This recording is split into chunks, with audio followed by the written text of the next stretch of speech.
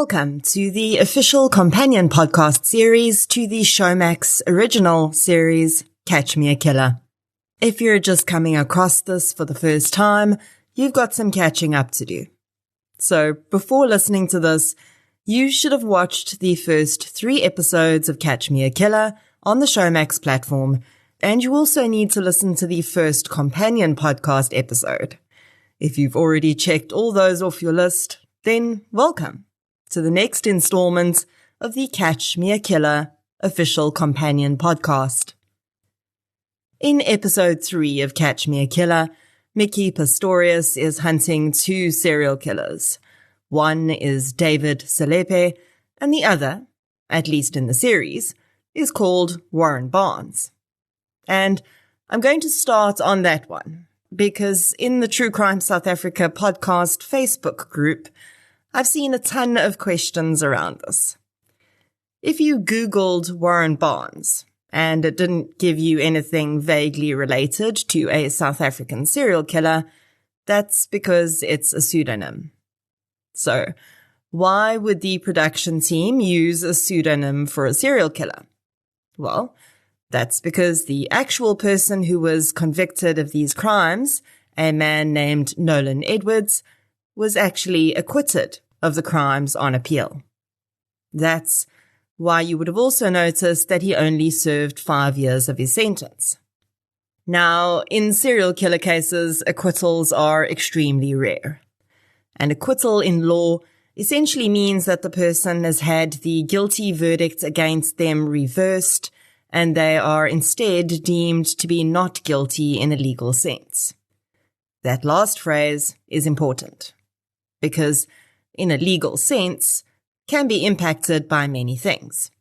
It can mean the appeal judges found that the evidence used to convict was insufficient, or that there were errors in the application of the law that caused the accused to have an unfair trial. In the case of Nolan Edwards, he was initially found guilty of the murder of 3 women. Joanna Mnisi, who Edwards had originally confessed to killing in his home after she came to his door, he claims making sexual advances toward him. Situpugi Sibia and Beauty Maleka were the other 2 victims. He said that they were sex workers who he'd picked up and taken to a quarry where he killed them. Although all 3 women had clearly been raped, Edwards denied that he had raped them. DNA was found in the bodies of Sibia and Maleka, which matched Edwards. And unfortunately, the trial documents and the appeal documents are not publicly available. At least, I couldn't find them. So it's difficult to know the exact details of Edwards' successful appeal, but what we do know is that Edwards was acquitted on the murder of Joanna Mnisi based on a technical irregularity that had occurred during the trial. The acquittals for the other 2 murders are not explained. Considering the nature of the physical evidence against the accused in those 2, besides his confession, of course, which was his DNA inside their bodies, I can only assume that the appeal judges found that the prosecution had not solidly proven that the DNA did not get there solely from Edwards having interacted with the women during a sex work transaction. The fact that he did confess and that confession was accepted in the initial trial makes me wonder whether perhaps there wasn't some technical reason that the confession could not be used as evidence. Now, due to the acquittal on a technical irregularity in theory, Edwards could be recharged for Joanna Mnisi's murder. What about double jeopardy, you say? Well, the rule of double jeopardy in South Africa is that an individual cannot be tried twice for the same crime with the same set of facts. However, because the evidence in Mnisi's case was not in question, and rather the procedure used to convict was, Edwards could still be charged with that murder again. So, essentially, and to be very clear, Nolan Edwards, according to South African law, has not been found guilty of the 3 murders involved in this case. And this is why the producers of Catch Me a Killer decided to use a pseudonym for the character, which is only fair. Another interesting aspect of that case was that during the trial, Edwards claimed that he had dissociative identity disorder, which was previously known as multiple personality disorder. Now, DID is an incredibly rare diagnosis. So rare that the most recent study published says it's only diagnosed in about 1.5% of the global population. It is, however, also one of the most frequently misdiagnosed conditions. DID usually occurs when a person suffers severe trauma in their childhood and the person's identity splits into 2 or more identities to serve as a protection mechanism against trauma or abuse. These are not additional personalities, and that is something very important to understand.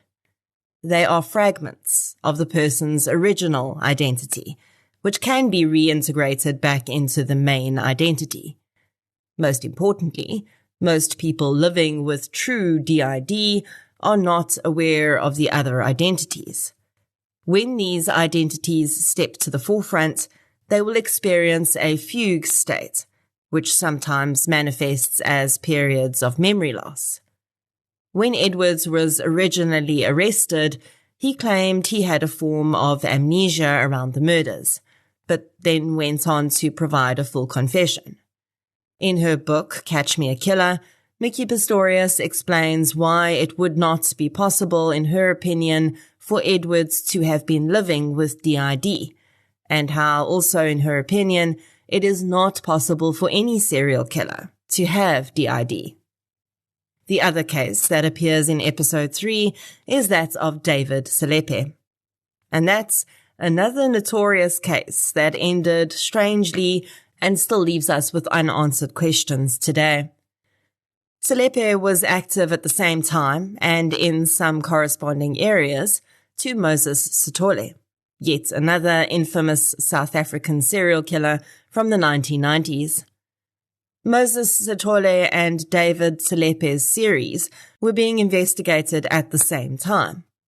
We'll probably get more into Sithole's crimes later in the series, but Selepe and Sithole remain inextricably linked, because even today, it's difficult to say with exact certainty exactly which victims in the 2 series were killed by which man.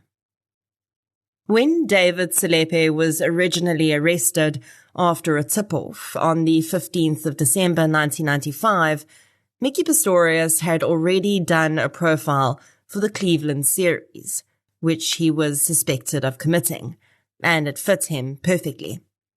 Selepe was actually arrested in Mozambique, where he fled after realizing that police were on his trail. Although Mickey had wanted to interview him, he was already providing a confession and doing some pointing outs of scenes which had to take precedence, and unfortunately, due to the events which would follow, she would never get the chance to do that interview. The crimes that Selepe confessed to were not just in Cleveland, but also in Boksburg, Johannesburg, and Pretoria, which means his crimes crossed over even more with Sithole than originally thought. In his confession, he also claimed to have worked with other killers. He could only give police first names for those men, though, and they were never able to trace them. The geographic crossover aspect of this case is interesting, because geography is an important part of serial profiling. Serial killers will generally commit their crimes in areas they're familiar with and comfortable in. This is why we see these series so often happening in the same area, and the monikers given often include the name of that area. But if it was as simple as serial killers killing where they live, that would make profilers' jobs a lot easier. It's not that easy, though.